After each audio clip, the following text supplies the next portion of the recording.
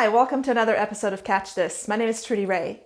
Vaccination is the gold standard for preventing infectious diseases and for reducing the impact of emerging pathogens. As more and more people are becoming immunized against SARS-CoV-2, one prominent question continues to arise. Are these vaccines safe for pregnant and breastfeeding people? We'll go over the data in this video.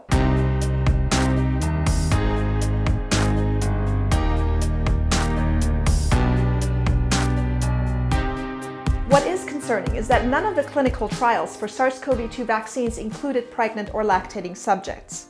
Pregnant people in particular are a historically difficult group to study in the context of drug safety because of concerns of liability over potential adverse effects of a new product on a fetus. This lack of safety data further complicates treatment of SARS-CoV-2 infection in pregnant people, a group who is already at an increased risk for premature birth and miscarriage if they become infected. According to the Centers for Disease Control and Prevention, 82,177 pregnant women in the US have become infected with SARS-CoV-2 so far, and 92 have died. Based on these risk factors, the currently available data, and interim recommendations by the Advisory Committee on Immunization Practices for People over the age of 16, the American College of Obstetricians and Gynecologists recommends that pregnant and lactating people should have access to SARS-CoV-2 vaccines. Fortunately, many pregnant and lactating people have opted to be vaccinated, and the data on the safety and efficacy of vaccination in these two cohorts are beginning to emerge. A recent publication in the American Journal of Obstetrics and Gynecology describes the safety and immunogenicity of SARS-CoV-2 vaccines in pregnant and lactating women compared to non-pregnant controls and women who had been naturally infected with SARS-CoV-2 during pregnancy. The researchers collected blood and breast milk from 131 women of reproductive age, including 84 pregnant, 31 lactating, and 16 non-pregnant participants who had received 2 doses of either the Pfizer-BioNTech or Moderna mRNA COVID-19 vaccine. The researchers then analyzed the samples for the presence of IgG and IgA antibodies. IgG antibodies are mostly present in the blood and provide the majority of antibody-based immunity against invading pathogens. IgA antibodies are predominantly found in mucous membranes and the fluids secreted by these membranes, including saliva, tears, and breast milk. IgA antibodies are particularly suitable for protecting against pathogens like SARS-CoV-2, which invade the body through these membranes. The researchers collected samples at the time of the first and second vaccination, 2 to 6 weeks after the second dose, and at delivery. They also collected umbilical cord blood from 10 infants born during the study period. Why? Because that way they could see what types of antibodies are present in that blood, the cord blood, part of which carries oxygenated blood from the placenta to the fetus. And that would give them an idea about whether or not any anti-SARS-CoV-2 antibodies are transferred over from the mother to the fetus. The main findings were as follows. Side effects resulting from vaccination were rare and occurred with similar frequency in all participants. This is consistent with post-vaccination data tracked by the CDC via the vSafe application, and this suggests that post-vaccination reactions in pregnant people are not significantly different from those of non-pregnant people. Pregnant, lactating, and non-pregnant vaccine recipients produce significantly higher levels of SARS-CoV-2 specific IgG than pregnant women who had been naturally infected. Interestingly, the second vaccine dose led to increased concentrations of coronavirus-specific IgG, but not IgA, in both maternal blood and breast milk. Now remember, IgG antibodies are the main acting antibodies in the blood.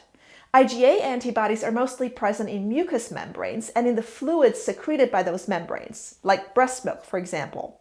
The authors speculate that this lack of IgA boosting may have to do with the intramuscular route of immunization, which usually does not induce very high levels of serum IgA. The role of IgA in the serum is mostly secondary to IgG in that IgA mediates elimination of pathogens that have gotten past that mucosal surface. In contrast, natural infection induces higher levels of mucosal IgA antibodies because SARS-CoV-2, the virus, enters the body through the mucosal surfaces. However, we shouldn't disregard the presence of IgG in breast milk because studies have shown that IgG in breast milk is critical for protecting newborns from other pathogens like HIV, RSV, and pertussis, also known as the whooping cough. It is possible that this type of antibody is equally important for protecting infants from SARS-CoV-2. It was previously unclear whether vaccine-induced SARS-CoV-2 antibodies are transferred across the placenta to the fetus. However, the authors also found vaccine-induced IgG in cord blood, suggesting that these antibodies do cross the placenta, as has been previously observed after vaccination of pregnant people against influenza virus, Bordetella pertussis, the bacterium which causes the whooping cough, and other pathogens. Whether these antibodies protect the baby from SARS-CoV-2 infection after birth remains to be determined. But if I may offer my own general personal anecdote in the context of influenza, I was vaccinated for the flu during both of my pregnancies, and I had no adverse reactions to the vaccine, and I had 2 healthy babies who did not get sick at all during their first year of life. The data showing the benefits of such vaccination are abundant. This study provides the first set of clinical data suggesting that vaccination of pregnant and lactating people against SARS-CoV-2 is both safe and beneficial. Some people have expressed concern over the possible incidence of fever following the second vaccine dose in pregnant people. However, the potential risk to the fetus from a 24-hour fever must be weighed against the possibility of chronic, severe COVID-19 in the mother, which could last for weeks and months and could have a much more severe impact on the baby. So there are accumulating data that suggest that the benefits of vaccination during pregnancy and lactation outweigh the risks of adverse effects to the fetus or infant. And these data align with the abundance of clinical data showing the beneficial effects of vaccinating these groups of people against influenza virus. Analyses of cord blood from women who were naturally infected with SARS-CoV-2 during pregnancy indicate that the potential for transfer of antibodies is greater early during gestation, which suggests that immunization during the earlier stages of pregnancy might be preferable. However, more studies are needed to assess the optimal timing of maternal vaccination to achieve the best immunity in the baby. In the meantime, these preliminary data allow pregnant and lactating people to make more informed decisions, and they also aid physicians in providing evidence-based recommendations. That's it for today. Please subscribe. Thanks again for listening. My name is Trudy Ray. I'll see you next time on Catch This.